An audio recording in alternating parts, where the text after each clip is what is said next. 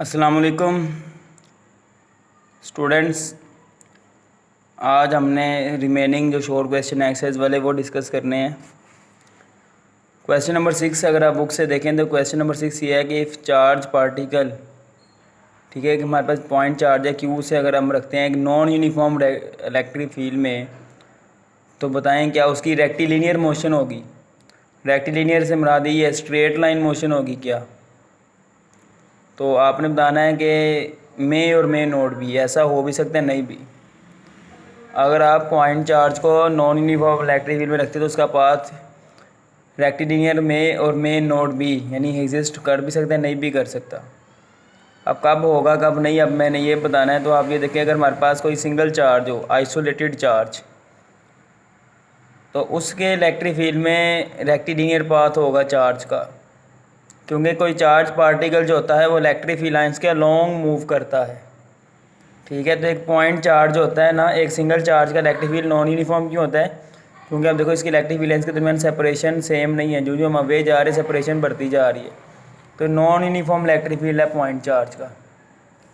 तो इसमें अगर हम चार्ज रखेंगे तो उसका पाथ रेक्टिलिनियर होगा। क्यों? क्योंकि पॉइंट चार्ज की इलेक्ट्रिक फील्ड लाइन स्ट्रेट होती हैं। ठीक है, तो यही मैंने बताया कि point charge is place in non uniform electric field of isolated charge then it will follow rectilinear और straight path because point charge moves along field lines. ठीक है, लेकिन अगर हमारे पास ग्रुप ऑफ चार्जेस हो, जिसमें एक कम्बिनेशन ऑफ चार्जेस हैं, तो इनकी इलेक्ट्रिक फील्ड लाइंस जो होती हैं वो कर्व होती हैं, और इनका दो कम्बिनेशन ऑफ चार्जेस का इलेक्ट्रिक फील्ड नॉन यूनिफॉर्म है ना, क्योंकि सेपरेशन सेम नहीं है। तो यहाँ पे अगर हम पॉइंट चार्ज को प्लेस करेंगे तो उसका पाथ क्या होगा, कर्व होगा। ठीक है, तो यही मैंने बताया हुआ है कि point charge release in non uniform electric field due to a combination of charges then it will follow curve और नॉन रेक्टिलिनियर पाथ। ठीक है, उम्मीद है आपको समझ आ गई होगी, बिल्कुल स्ट्रेट फॉरवर्ड इसका आंसर है। तो आपने इसको अच्छे तरीके से करना है। कुछ बुक्स में सिर्फ उसने आइसोलेटेड चार्ज के लिहाज से बात की है, लेकिन आप कम्बिनेशन ऑफ चार्ज का भी डिस्कस करना। ठीक है, अब क्वेश्चन नंबर 7 है जो गाजला की फर्स्ट एप्लीकेशन में से है कि एक हमारे पास होलो चार्ज रबर बलून है, उसके सरफेस पे चार्ज डिस्ट्रीब्यूट है। तो पूछ रहा है क्या उसके इनसाइड इलेक्ट्रिक फील्ड इंटेंसिटी 0 होगी। तो यस, इलेक्ट्रिक फील्ड इंटेंसिटी 0 होगी। इसकी जस्टिफिकेशन में हमने ये देखें, ये हमारे बलून है, इसके सरफेस पे चार्ज है, तो उसके inside electric field intensity find करने के लिए मैंने गाजियन सरफेस ड्रा कर दिया है, जिसका रेडियस एक्चुअल रेडियस है क्या होगा, लेस। तो बाय गाजला फ्लक्स किसके बराबर होता है, चार्ज डिवाइड बाई एप्सिलॉन। अब यहाँ पे charge enclose within Gaussian surface क्या, 0। तो 0 ओवर समथिंग क्या होता है, 0, यानी फ्लक्स हमारे पास यहाँ पे 0 के बराबर आ गए। इसे मैंने क्या कह दिया, इक्वेशन नंबर 1। अब फ्लक्स का हमने ये फॉर्मूला भी पढ़ा हुआ है, ई डॉट ए। ठीक है, तो इक्वेशन नंबर 1 में हमने क्या कहा, फ्लक्स 0 के बराबर है। तो ई डॉट ए वाली इक्वेशन और फ्लक्स इक्वल टू 0 को अगर हम कंपेयर करें तो मैं ई डॉट ए को 0 के इक्वल कह सकता हूँ। अब दो रकमों डॉट प्रोडक्ट 0 कब आएगा, जब दोनों में से कोई एक 0 होगी। यहाँ पे एरिया तो 0 के इक्वल नहीं है, लिहाजा इलेक्ट्रिक फील्ड इंटेंसिटी 0 के बराबर होगी, या उसे नल वेक्टर कह सकते हैं। हम 0 पे एरो लगा दें या बोल्ड कर दें। ठीक है, तो क्वेश्चन नंबर 7 उम्मीद है आपको क्लियर हो चुका होगा। क्वेश्चन नंबर 8 जो है वो ये है कि आपसे पूछ रहा है कि क्या ये हम कह सकते हैं बाय गाउस लॉ के इलेक्ट्रिक फील्ड लाइन जो क्लोज सरफेस से आउटवर्ड मूव करती हैं उस क्लोज सरफेस के अंदर पाए जाने वाले चार्ज के डायरेक्टली प्रोपोर्शनल है। ठीक है, तो यस इट इज़ ट्रू हम कह सकते हैं।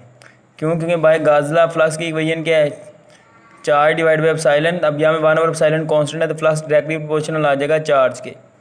तो flux directly proportional to charge का मतलब यही है कि number of lines coming out of the close surface. ठीक है, तो डायरेक्टली प्रोपोर्शनल है किसके, चार्ज के। Hence we can say flux और number of lines crossing outward, ठीक है, any close surface is directly proportional to the charge enclosed. ठीक है, तो ये स्टेटमेंट ट्रू है, हम गाउस लॉ को इस तरह भी इसको जस्टिफाई कर सकते हैं। ठीक है, अब क्वेश्चन नंबर 9 जो लास्ट शॉर्ट है वो अब क्वेश्चन नंबर 9 में वो पूछ रहा है जो अक्सर बोर्ड में आता है कि इलेक्ट्रॉन्स बताएं कि टेंड्स टू गो, कि इलेक्ट्रॉन किधर मूव करते हैं, to region of high potential और लो पोटेंशियल। तो आपने बताना electron tends to go region of high potential from low potential. वो लो टू हाई जाते हैं, क्योंकि इलेक्ट्रॉन पे नेगेटिव चार्ज है तो वो हाई की तरफ जाते हैं। अगर प्रोटॉन हो तो वो लो की तरफ जाएंगे। जिस तरह देखें 2 प्लेट्स हैं, एक पॉजिटिव एक नेगेटिव, तो मैं दरमियान में इलेक्ट्रॉन रखता हूँ तो वो पॉजिटिव प्लेट की तरफ जाएगी। तो positive plate means high potential, negative plate means low potential, ठीक है, due to force of attraction. अगर दोनों प्लेट पॉजिटिव होंगी तो इलेक्ट्रॉन ज़्यादा पॉजिटिव वाली की तरफ जाएगा, ठीक है, यानी कम पॉजिटिव उसके लिहाज से क्या होगी, ज़्यादा पॉजिटिव के लिहाज से लो होगी, ठीक है।